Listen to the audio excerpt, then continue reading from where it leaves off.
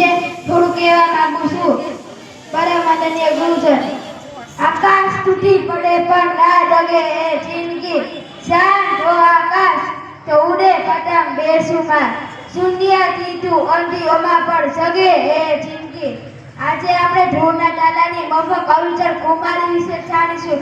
એક શ્રેષ્ઠ સત્યાગ્રહી ધૈર્યવાન, શ્રદ્ધાનું આલંકર શ્રેષ્ઠ ગંગોત્રી, લોખંડી પુરુષ, લોખંડી નેતૃત્વ, ભારતના ભાગ્ય વિધાતા સરદાર વલ્લભભાઈ પટેલ ગુજરાતના ખેડા જિલ્લાના કરણસર ગામમાં ખબરમાં તથા લાડભાઈ 31 ઓક્ટોબર 1875 અવતરણ થયું. સરદાર વલ્લભભાઈ પટેલ નાનપણથી ખોટું સહન કરી શકતા ન હતા.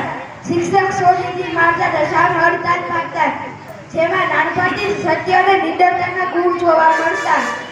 લગભગ પણ વલ્લભના મનમાં વસી ગયું હશે, માટી મારી કાયા અને માયા છે, અને ગાંધીજીના સમગ્ર દધીભૂત થયા.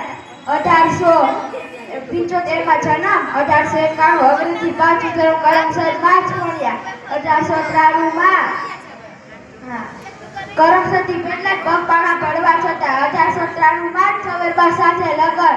1897 નડિયાદથી મેટ્રિકની પરીક્ષા પાસ કરી. 1900 ઘર અભ્યાસ કરી વકીલાતની પરીક્ષા પાસ કરી ગોચરા વકીલાત શરૂ કરી. 1912 ઇંગ્લેન્ડ ગઈને પ્રથમ વર્ગમાં પાસ થયા. 1917 સ્વતંત્ર સેનાની તરીકે જોડાયા અને ગુજરાત ભિખારી સ્થાપનાનું નિર્ધારણ કરીને એ સમયે 10 લાખનું ભંડોળ એકત્રિત કર્યું. 1928 બારડોલી સત્યાગ્રહના વિજય બાદ સરદારનું બિરુદ મળ્યું અને 1930 મીઠાના કાયદાનું પગલું ભજવું આયોજન સરદાર વલ્લભભાઈ પટેલનું હતું. 1942 તેમણે અંગ્રેજોને કહી તમે અહીંથી ચાલ્યા જાઓ.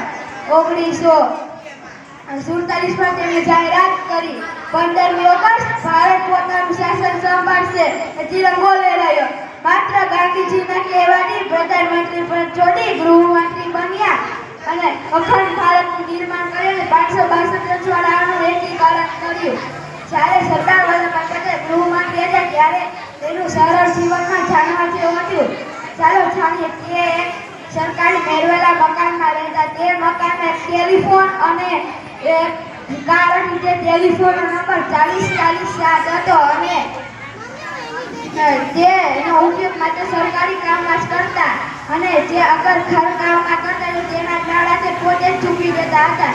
જ્યારે સરદાર વલ્લભભાઈ પટેલ સરકારી કામ માટે બહાર હતા ત્યારે તે ટીવી મૂકતા ન હતા.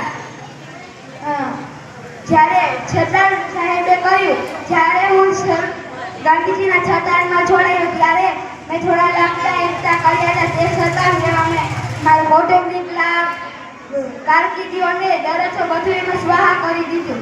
તેના પુત્ર ડાહિયાભાઈના લગ્ન માટે માત્ર 12 રૂપિયાનો જ ખર્ચ કર્યો હતો.